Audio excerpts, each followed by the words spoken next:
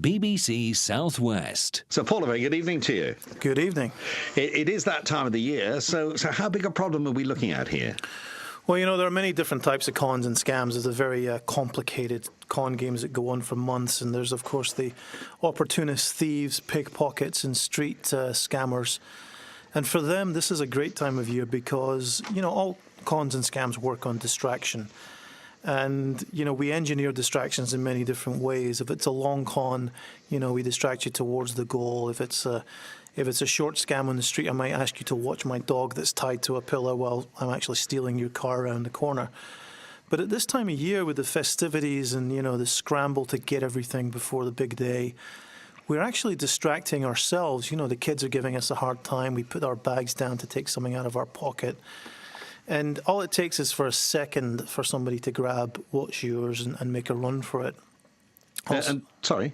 I was also going to say, you know, and our homes are, you know, we're obviously bringing these things to our homes and creating a greater incentive for people to break in. And it's a time of year when a little bit of thought can make us a little or a lot more difficult to steal from. And I think that's worth doing. It seems to me, perhaps, especially with the sort of general street crime, as a nation, we're perhaps far too trusting, Paul.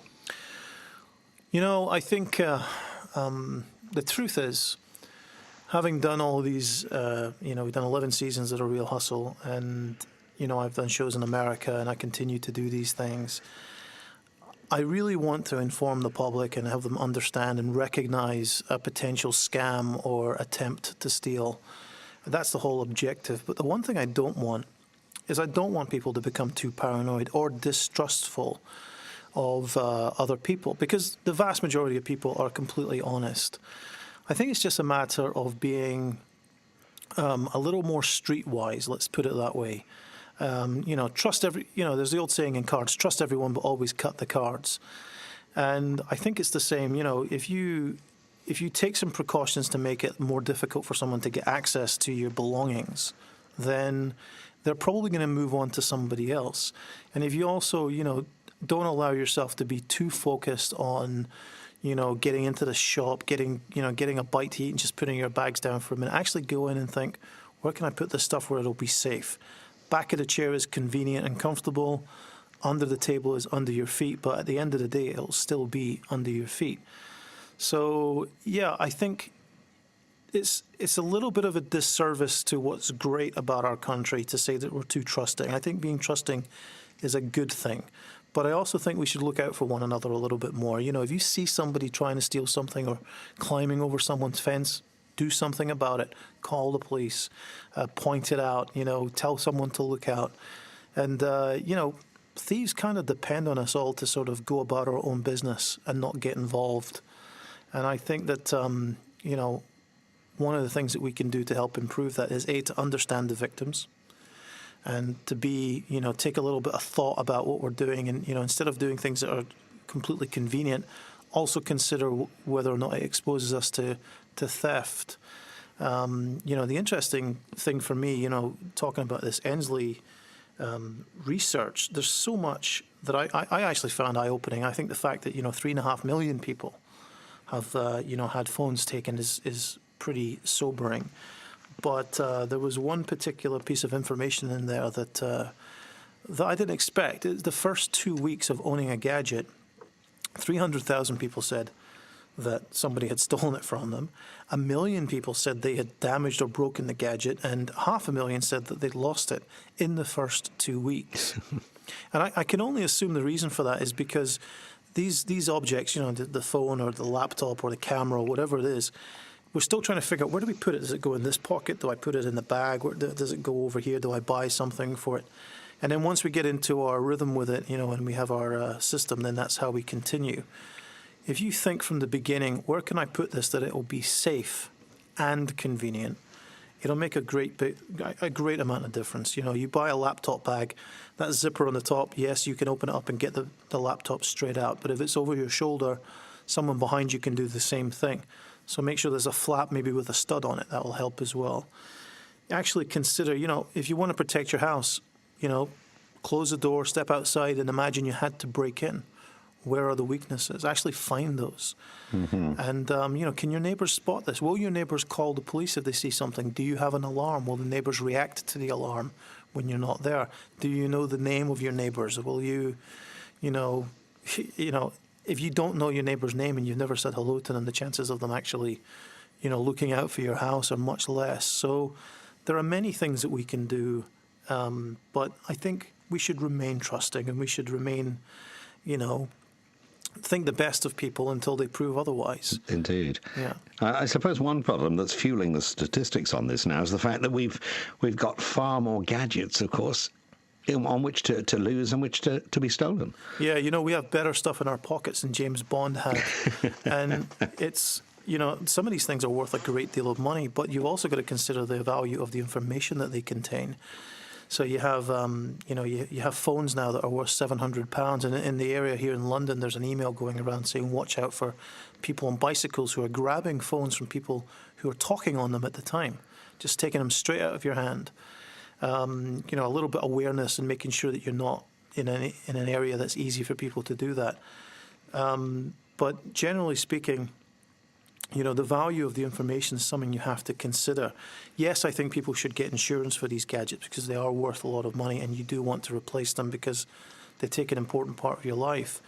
But you should also insure the information by putting a password on it, something that, someone finds it or steals it from you. Can they look at your email? Can they look at your photographs or your personal correspondence? Do they have your entire contact list? Or do they just have a password screen that they can't get past? At least that's a level of security. Insurance tells you can replace it.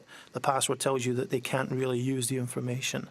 So we just need to think about these things. It doesn't take long. It only takes a few minutes to organize some insurance. It only takes a few minutes to think about the safest way to carry it. Which pocket is the easiest to access for somebody on the outside?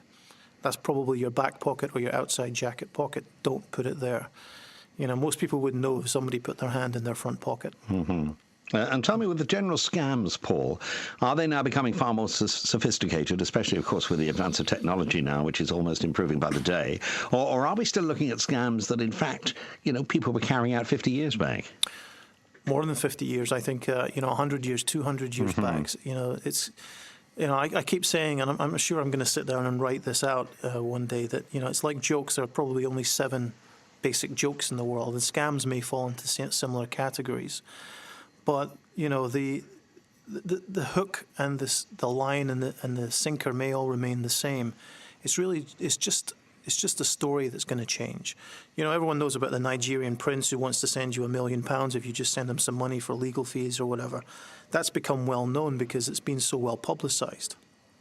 But that's actually the Spanish prisoner scam, which is hundreds of years old. The King of Spain is holding my master as a hostage, and we need to pay to release these boats that are full of treasure, and then you can keep some of the treasure and we'll use the rest to pay for his ransom. That all sounds, to the mark. Being told this over days, weeks, or months, the victim begins to believe this. Exactly the same thing is happening with this modern day scam that's been played on the internet. So what the internet is giving us is the ability to target many more victims. And if you think it's a numbers game, I can go out into the street and speak to 100 people. Maybe 5 of them might fall for whatever I'm trying to play them with. But if I can contact 1 million people with the same story, suddenly I've got many more potential victims and a much higher expectation for return. So yes, it's becoming more sophisticated in that they can communicate greater numbers of potential victims. We just have to be sophisticated too. Look out for ourselves. Also look out for our family members and our friends and our colleagues. And understand when somebody does get conned, it isn't because they're gullible, greedy, or stupid. It's because they fell for a con. And anybody can fall for a con. And, you can't empathize unless you were there. And as ridiculous as it may sound when someone tells you what they bought into, unless you hear the story from the expert storyteller, you really don't know why or won't understand how somebody can fall for these things.